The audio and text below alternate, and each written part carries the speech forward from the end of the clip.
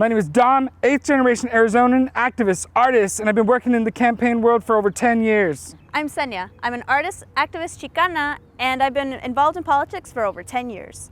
We've both lived in Arizona for a long time. In Arizona, let's face it, we've got issues.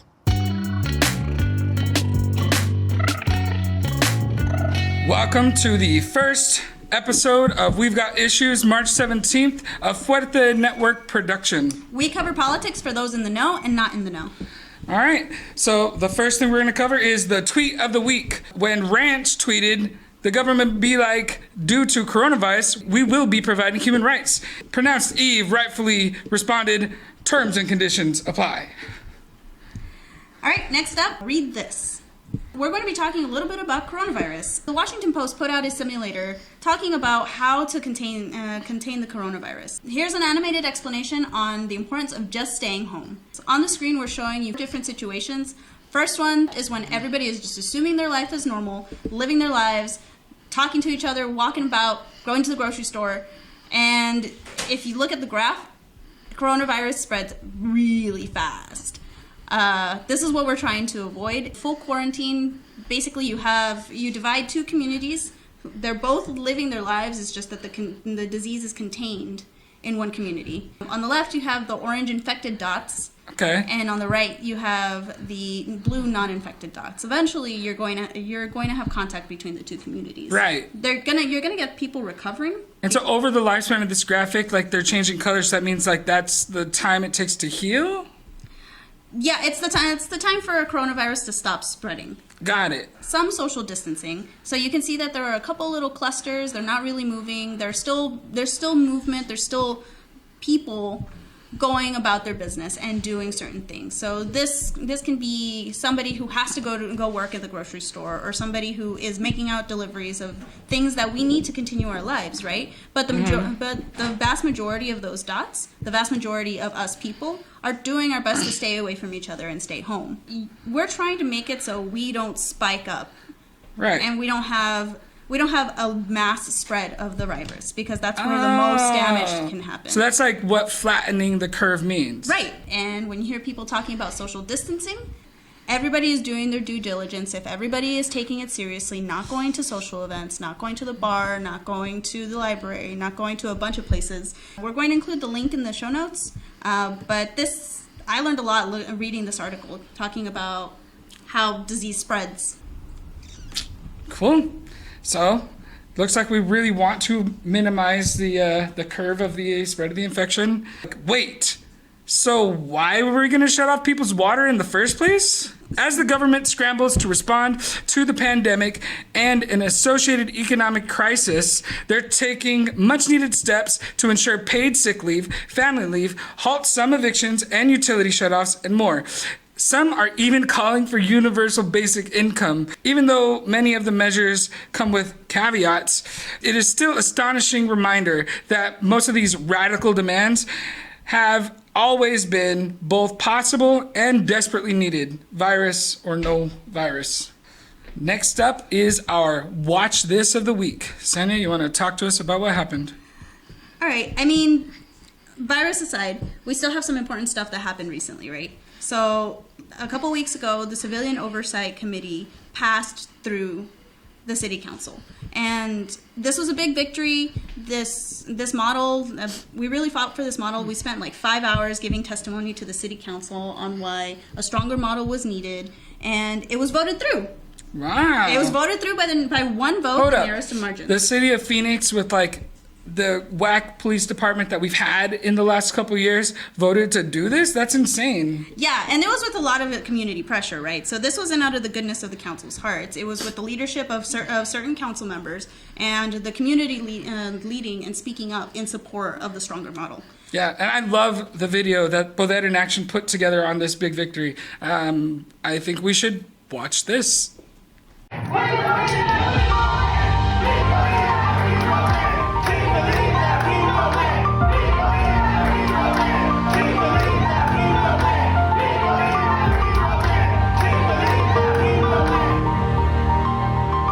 Your officers destroyed our lives.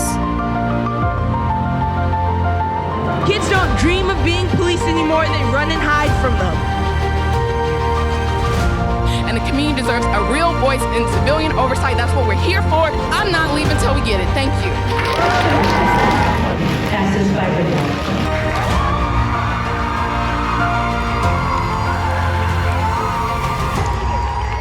This doesn't bring back the people that we've lost to police violence. This doesn't take away the pain of women who've been sexually assaulted and abused by this department. This isn't justice for communities, but this is a start. And we did this.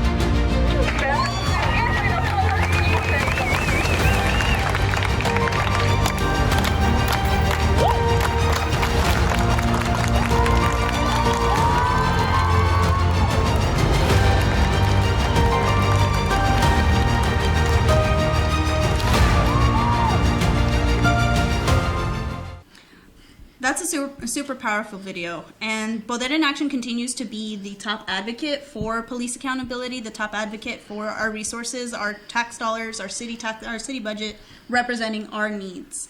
And there's still work to be done. Phoenix Council District 8, like our friends on the city council, let us know that the Civilian Review Board is still being fleshed out. Right, so it's going to be about 6 months before the board itself is going to be off the ground, and that's, you know, if everything is perfect, right? This virus throws a wrench into the works, and about a year before it's actually fully operational, and we can actually hold the police accountable. Dude, for any government, that is a fast-moving program. Yeah.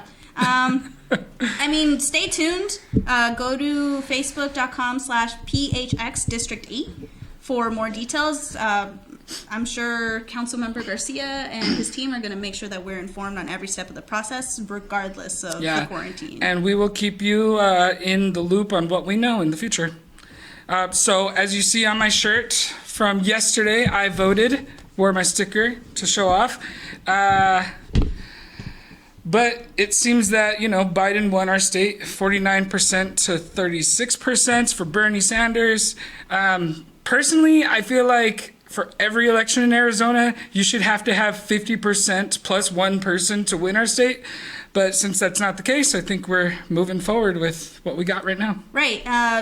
Biden won a plurality of the votes, and you have some of the reason it's not 49, 51, or 51, 30, you know, the reason that it doesn't add up to 100 is because we had ghost candidates on our ballots. So you had Elizabeth Warren, you had Pete Buttigieg, Amy Klobuchar, people who submitted their ballots early. Basically, their votes didn't go to their candidates because their candidates at this point had dropped out. So maybe a solution to this would be like you know, if my vote doesn't go towards this person, it should go towards that person scenario, or? Yeah, I mean, this is a big argument for ranked choice voting, right? Yeah.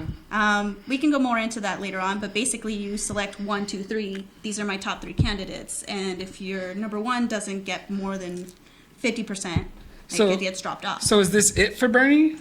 You know, I don't think so. It doesn't look like his campaign is slowing down. It doesn't look like they're shutting their doors. I know that there are calls from certain members of the Democratic Party to close down and just endorse Biden. All I know, but I don't think that's happening. All I know is that my eyes are on the prize. Beating Trump is the ultimate goal, no matter what happens. Yeah, we want to make sure that we're beating Trump with a bang, not a whimper. What that looks like is up for debate. I want to beat him with a whimper, a cry, as long as we don't have 4 more years of Trump. Yeah, this is true. Other states that voted last night were Florida and Illinois. Between the 3 states that Biden won, I don't have specific percentages from those, but his delegate count did climb up to 1180 versus Bernie's 884. So the math is difficult, but it's not impossible, and we'll see what happens. Holding out hope. In Arizona, we had record turnout, though. So I think that's probably the important thing to really look at, is that in 2016, just overall, we had 468,461 Democrats? Yeah, so those were the votes. Those were the votes, like, from beginning to end, early votes and election day votes. In 2016? In 2016, and that's all Democrats. And then how much did we have this year? So this year, the early vote surpassed total turnout. Wow. Right? So more people mailed in their ballots than voted overall in the primary. That's crazy. So it's 480 523 early votes. 80% of the ballots were turned in the mail, and about 40,000 people voted on election day. So that's a total of 520,000 people who voted. That's insane. Right. So there's momentum. Like, Yeah. We're excited. All right. So our last section of this first episode is called Do This. And your do this is Stay home and wash your hands. and don't touch your face. So there's this really cool app, right? It's a meme maker, and you can plug in. You go to the meme maker, and it makes a graphic with the lyrics of your favorite song. The first Nice. 20 seconds, you're supposed to be washing your hands for 20 seconds, Ah. right? The opening like stanza of Hamilton has been my go-to choice. Okay. There was a video of Gloria Gaynor singing "I Will Survive." I think like my mom taught me how to wash my hands when I was growing up. So I've been more interested in like the watch Netflix with your friends through the internet apps and stuff like that. Yeah. And all the memes about how happy people's pets are now that they're just staying home with their pets. Yeah, I've seen some pretty happy dogs over the internet. Yeah, dude, those are some stress-free animals. We've Got Issues is proudly brought to you by, in partnership with Progress Now Arizona and Fuerte. We'd like to thank the Movement Voter Project, Lucha, Puente Human Rights, Progress Now, Poder in Action, and Arizonans for Fair Elections, and all the organizations in our community. We've Got Issues was hosted by Dominic Medina and Senia Orona. The graphics were by Senia Orona. The music was by me, Dominic Medina. Video production, audio engineering, and sound editing were by Danny Orona and Sun Digital. And Osvaldo Franco. Thank you to the Frecuencia Alterna team for letting us use your space, and we'll see you next week. Bye.